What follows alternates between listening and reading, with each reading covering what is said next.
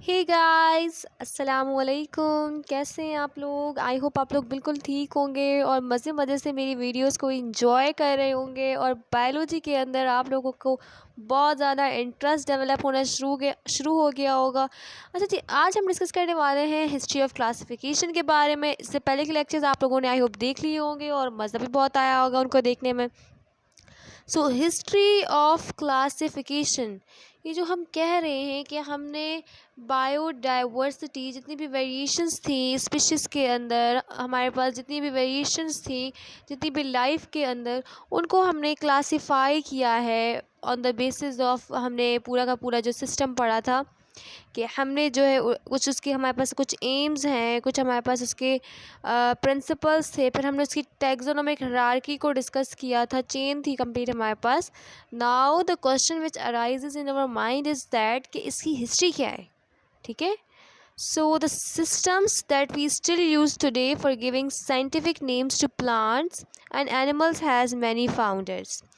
तो जो सिस्टम जिसके तहत हम साइंटिफिक नेम्स दे रहे होते हैं प्लांट्स को, जैसे हमने इससे पहले की वीडियो में पढ़ा था कि हमारे पास जो पी प्लांट था उसको हमने साइंटिफिक नेम दिया था पिसम सतिवम।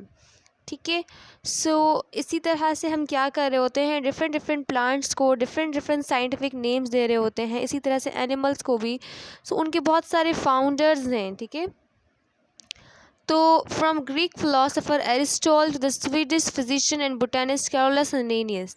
तो हमारे पास एरिस्टॉल से लेकर स्वीडिश फिजिशियन और बोटेनिस्ट जो है हमारे पास कैरोलस लिनेनियस।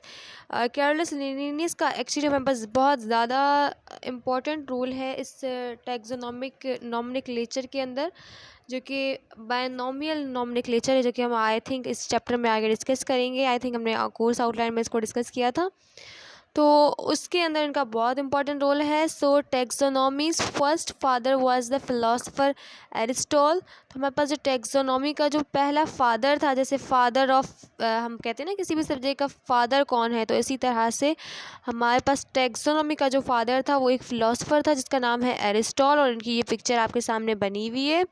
इसी तरह से sometimes call the father of science, इनको फादर ऑफ साइंस भी कहा जाता है। ठीक है, मैंने एक जगह पढ़ा था, वहाँ पे लिखा था इनके लिए कि ये जो है वो फादर ऑफ जूलॉजी हैं। ठीक है जी, अब डिफरेंट डिफरेंट इनके लिए नेम्स यूज़ हो रहे हैं, तो दैट मीन्स इन्होंने बहुत सारे काम, बहुत सारी इन्वेंशंस, बहुत सारे डिस्कवरीज़ की होंगी। दैट्स वाई इनका नाम इतनी जगह पे यूज़ हो रहा है। ठीक है, सो जो वो प्रैक्टिस जो कि बायनोमियल नॉमेनक्लेचर हम लोग आजकल यूज़ कर रहे हैं, ठीक है, वो अभी तक यूज़ होती है। अब वो क्या है, हु फर्स्ट इंट्रोड्यूस, ये अरिस्टोल ने क्या की थी, ये जो हमारे पास कॉन्सेप्ट्स हैं टैक्सोनॉमी के, तो फर्स्ट ये इंट्रोड्यूस करवाया था इन्होंने ही। और जो कि क्लासिफिकेशन आज तक बायनोमियल की जो यूज़ होती है, बायनोमियल नॉमेनक्लेचर की, जिसके थ्रू हम ऑर्गेनिजम्स को क्लासीफाई करते हैं, जो भी आज तक प्रैक्टिस में है, वो इन्होंने ही दी है। So Abu Usman Umar Ejaz was the first eminent Arab zoologist of the Muslim world. ये आपने being just MCQs point of view से आप याद कर सकते हैं। ये इनकी पिक्चर है ये वाली, कि ये जो अबू उस्मान उमर एजाज हैं, ये फर्स्ट एमिनेंट अरब जूलॉजिस्ट, मतलब अरबी जूलॉजिस्ट हमारे पास मुस्लिम वर्ल्ड के पहले यही थे। ठीक है, so he used to slaughter animals for studying the internal organs of their bodies. ये क्या करते थे, एनिमल्स को कैसे स्टडी करते थे, उनको ज़बह करते थे और फिर उनके इंटरनल ऑर्गन्स को क्या करते थे, स्टडी करते थे। So he also abdomens the he also opened the abdomen of pregnant animals to find out the number of embryos and the location of each of one in the body। तो इन्होंने क्या किया था, simply ये बस यही करते थे कि डिफरेंट डिफरेंट ऑर्गन्स को, एब्डोमेन हो या वो कुछ भी हो, ठीक है, ऑर्गन्स को क्या करते थे, कट आउट करते थे। कट आउट करने के हेल्प से वो आइडेंटिफाई करते थे कि वहाँ पर किस लोकेशन पर कौन सा ऑर्गन मौजूद है और कितने नंबर में मौजूद है। ठीक है, और वहाँ पे क्या क्या चेंजेस आ रही हैं।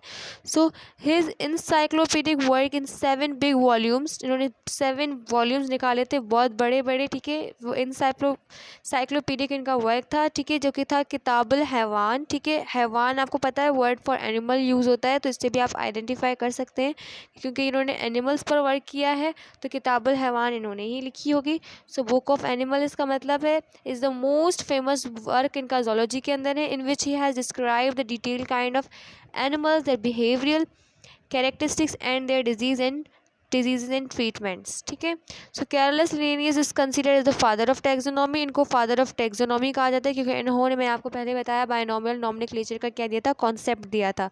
तो ये हमारे पास एक मुस्लिम साइंसदान है, मुसलमान ये दुनिया के, जो कि अरब से ताल्लुक़ रखते थे और ये जूलॉजिस्ट थे। और उन्होंने क्या किया था, एनिमल्स को ज़िबा करके इनकी इंटरनल ऑर्गन्स पर स्टडी की थी और उसकी हेल्प से उन्होंने आइडेंटिफाई किया था कि बॉडी के अंदर कौन सा ऑर्गन कहाँ पर मौजूद है। ठीक है, इन्होंने बहुत काम किया जूलॉजी के अंदर और उनकी जो फेमस जो कि बुक है जिसके अंदर उन्होंने 7 उसके बहुत बड़े बड़े वॉल्यूम्स निकाले, वो है किताबुल हैवान। ठीक है, ये बस आपने इसके बारे में याद रखना है। अभी तक अगर मैं समराइज़ करूँ तो हमारे पास 2 बड़े बड़े नाम आए हैं। एक हमारे पास कैरलस लिनियस का आया है जिन्होंने टैक्सोनॉमी के अंदर बायनोमियल नॉमेनक्लेचर की क्लासिफिकेशन की नेमिंग देने में बहुत इंपॉर्टेंट रोल किया। और फादर ऑफ हमारे पास जो टैक्सोनॉमी है उनके लिए कहा गया है कि वो एरिस्टोटल हैं, क्योंकि सबसे पहले इंट्रोड्यूस ये कॉन्सेप्ट जो है वो 2 किंगडम सिस्टम वाला इन्होंने ही करवाया था, जो कि स्टिल आज तक प्रैक्टिस्ड है। ठीक है, सो उसके बाद है हमारे पास 2 kingdom classification. Previously the organisms were classified into 2 groups. एक मिनट पहले मैं इसको क्लैरिफाई कर दूं कि जो हमारे पास एरिस्टोटल ने जो कॉन्सेप्ट दिया था, कौन सा कॉन्सेप्ट दिया था, इन्होंने हमारे पास 2 की कॉन्सेप्ट ऑफ टैक्सोनॉमी जो कि इन्होंने दिए थे। एक तो बायनोमियल नॉम की डेफिनेशन दी थी कि बायनोमियल मतलब 2 वर्ड से मिलकर हम नेम लिखेंगे, और नॉमेनक्लेचर सिंपली नेमिंग को ही कहते हैं। ठीक है, आप डिफरेंट मेथड्स के थ्रू नेमिंग कर रहे होते हैं डिफरेंट स्पीशीज़ की, डिफरेंट लाइफ की। अगर आप इसको केमिस्ट्री के अंदर यूज़ करेंगे तो फिर आप ऑर्गेनिक कंपाउंड्स की कर रहे होते हैं नॉमेनक्लेचर। सो नेमिंग के लिए बेसिकली ये वर्ड यूज़ होता है। ठीक है, तो इसके अंदर मतलब एरिस्टोटल का भी रोल है और हमारे पास कैरलस लिनियस का भी हमारे पास रोल है। तो सबसे पहले क्लासीफाई जो किया गया था वो एनिमल्स को, जो लाइफ है ऑर्गेनिजम्स को 2 किंगडम्स के अंदर डिवाइड कर दिया गया था।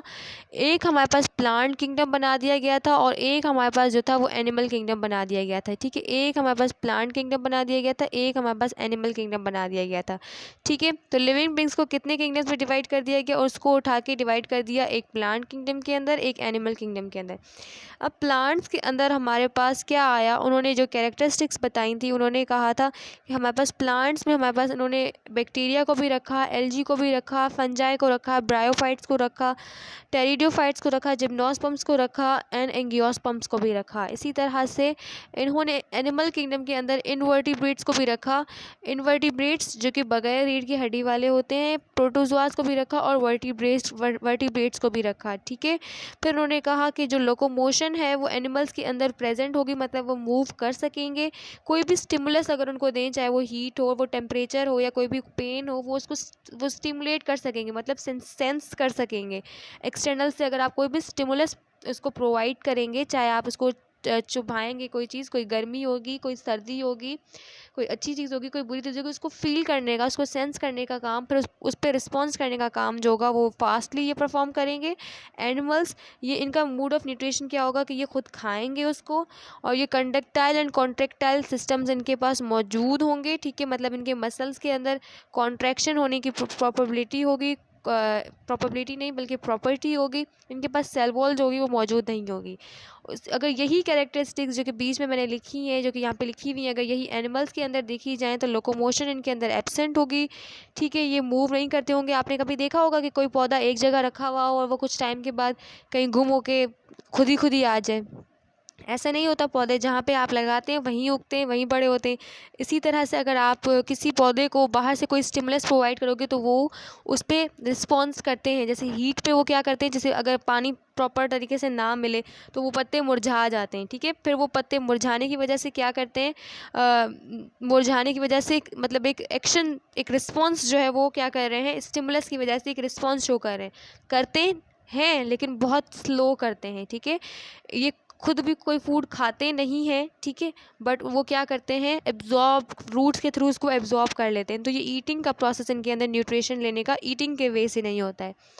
इनके पास मसल्स नहीं होते, तो कॉन्ट्रैक्टाइल सिस्टम या फिर कोई भी चीज़ को कंडक्ट करना, सिग्नल्स को कंडक्ट करना, वो क्योंकि इनके अंदर नर्वस सिस्टम भी नहीं है तो वो भी नहीं है इनके पास। ठीक है, इसी तरह से सेल वॉल इनके पास मौजूद होती है। इस बेस पर उन्होंने क्या किया, 2 किंगडम्स बना दिए। फिर उन्होंने देखा कि ये तो इतना हेल्पफुल नहीं है, बहुत सारे ऑर्गेनिजम्स हैं जिनके अंदर बहुत सारी एक्सेप्शंस आ रही हैं, तो हमने ये कुछ ठीक क्लासीफाई नहीं किया है, ठीक है। तो उन्होंने क्या किया, 3 किंगडम सिस्टम फिर बनाया। तो अर्नेस्ट हैकेल ने क्या किया, 1866 में एक नया किंगडम इंट्रोड्यूस करवाया, जिसके अंदर उन्होंने प्रोटिस्टा को रखा, किंगडम प्रोटिस्टा, ठीक है, जिसके अंदर उन्होंने ऐसे ऑर्गेनिज्म रखे, ठीक है, जिनके पास क्या थे, दोनों कॉमन कैरेक्टरिस्टिक्स थी। मतलब कुछ कैरेक्टरिस्टिक्स प्लांट्स जैसी थी, कुछ एनिमल्स जैसी थी, जैसे यूग्लिना हो गया, बैक्टीरिया हो गया, इनको इस किंगडम के अंदर उसने रखा। प्रोटिस्टा एक ऐसा किंगडम बनाया अर्नेस्ट हैकेल ने 1866 में, जिसके अंदर उसने ऐसे ऑर्गेनिज्म को रखा जिनके अंदर कुछ प्लांट्स वाली कैरेक्टरिस्टिक्स थी, कुछ एनिमल्स वाली कैरेक्टरिस्टिक्स थी, ठीक है। तो हमारे पास Edward Chatton clarified the concept of prokaryote and adequate to describe the cellular characteristics of organism.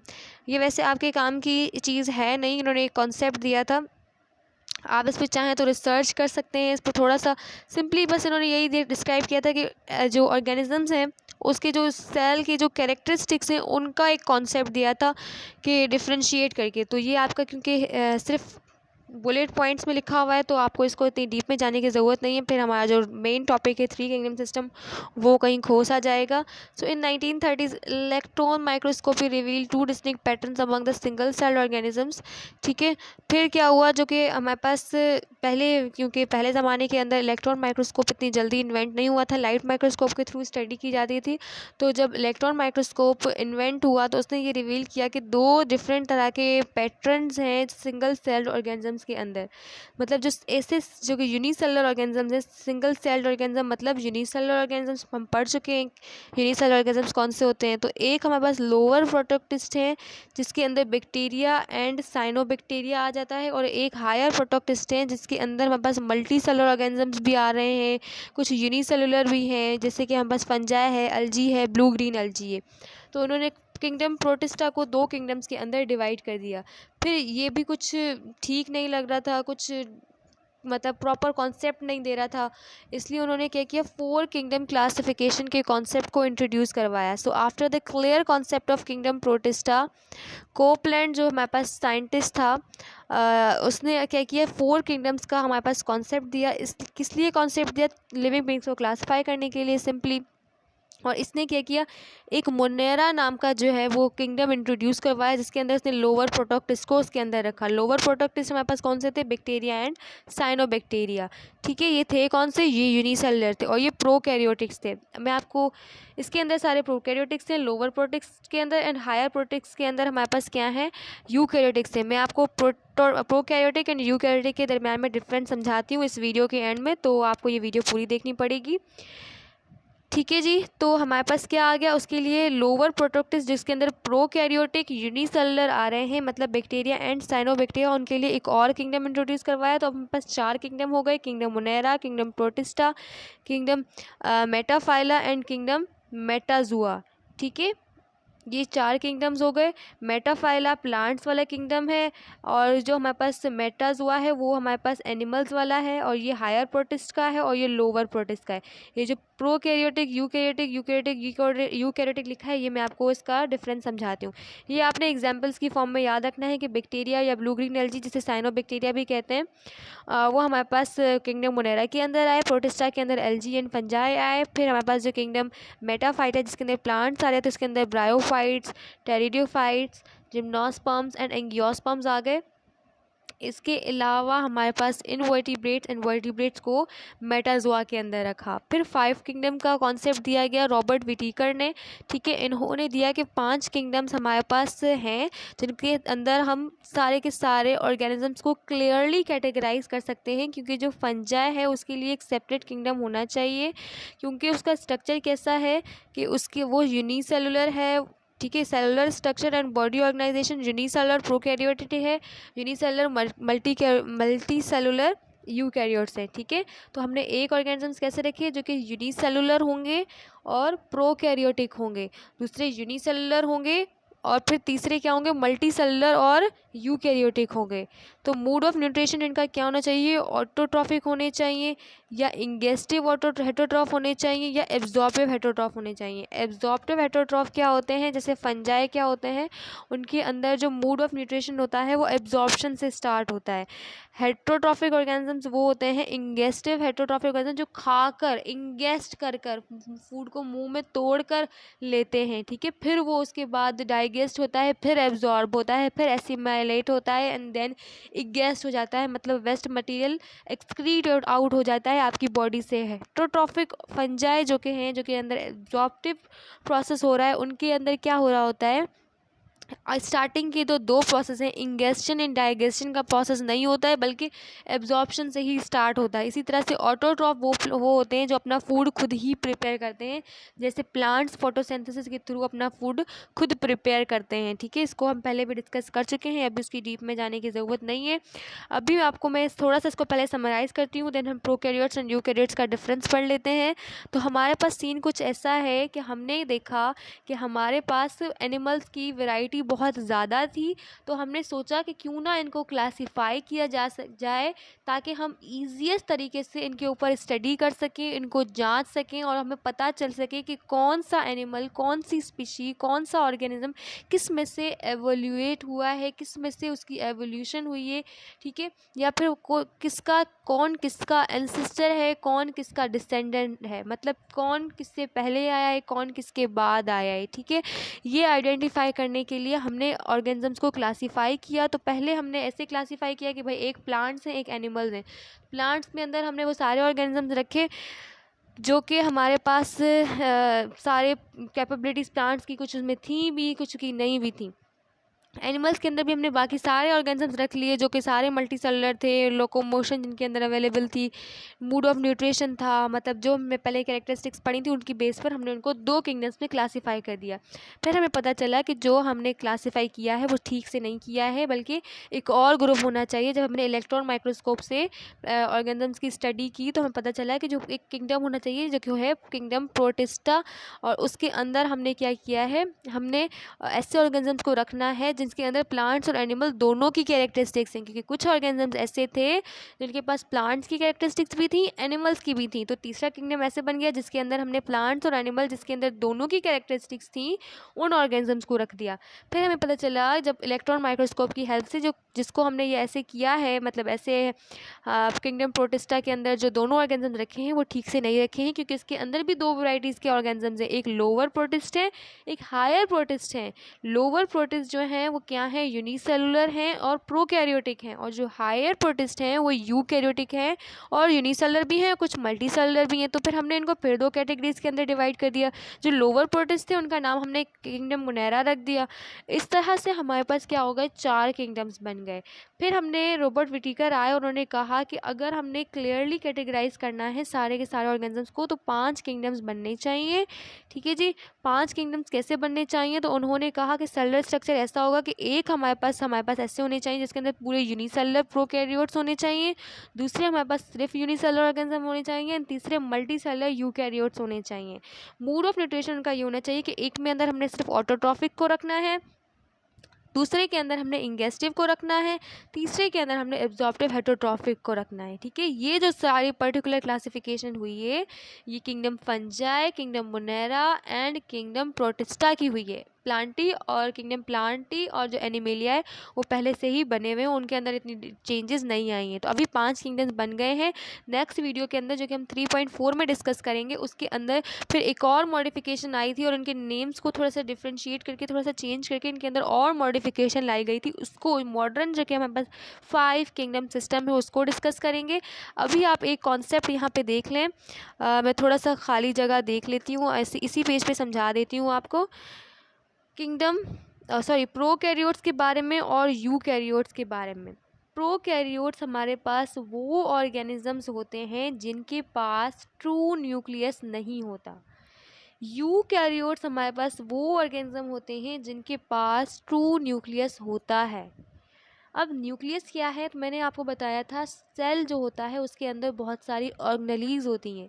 उस ऑर्गेनेलीज के साथ साथ उसके अंदर उसकी एक्टिविटीज़ को कंट्रोल करवाने के लिए एक जगह होती है, एक एरिया होता है जिसे हम कहते हैं control centre of the cell. और वो क्या करता है, सेल की एक्टिविटीज़ को कंट्रोल करता है और उसे हम कहते हैं न्यूक्लियस। उस न्यूक्लियस के अंदर हमारे पास क्या होता है, क्रोमेटिन मटेरियल मौजूद होता है।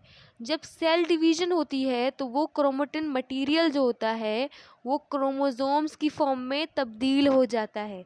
आई नो आपके लिए ये चीज़ें मुश्किल होंगी, सुन लें, सिर्फ इसको कॉन्सेप्ट बना लें, भले ना रटें, भले ना याद करें, भले भुला दीजिएगा इसको, क्योंकि जब हम सेल वाला चैप्टर पढ़ेंगे तो इसको डिटेल में डिस्कस करेंगे, तब समझ भी ठीक से आएगा।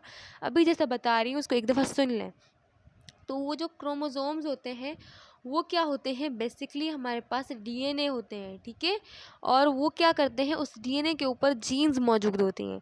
तो अब हमारे पास क्या है कि ये न्यूक्लियस प्रॉपर तरीके से बना हुआ होता है हमारे पास यूकैरियोट्स के अंदर, और हमारे पास जो प्रोकैरियोट्स होते हैं उनके अंदर ये कंडेंस्ड फॉर्म में होता है। मतलब ऐसे ही ऐसे ऐसे ऐसे होगा, मतलब प्रॉपर तरीके से बना हुआ नहीं होता।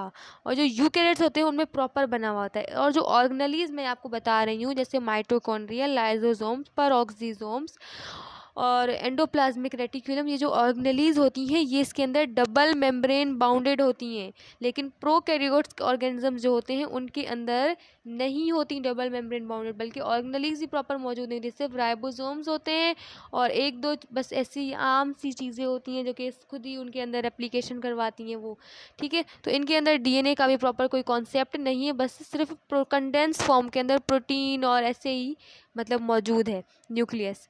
तो ये हमारे पास आपने डिफरेंस याद करना है। तो हमारे पास जितने भी प्लांट्स आते हैं, एनिमल्स आते हैं, जितने भी हमारे पास अलजी हैं, जितने भी फंजाई हैं, वो सब यूकैरियोटिक होते हैं। लेकिन जो हमारे पास लोअर प्रोटिस्ट थे, मतलब बैक्टीरिया एंड साइनोबैक्टीरिया, जैसे ब्लू ग्रीन एल्जी भी कह रहे थे, वो हमारे पास में क्या होते हैं, प्रोकैरियोट्स होते हैं। और भी कुछ एग्जांपल्स हैं उनको हम डिस्कस करेंगे, बट मेन ये दोनों होती हैं, ये आपने याद रखनी है।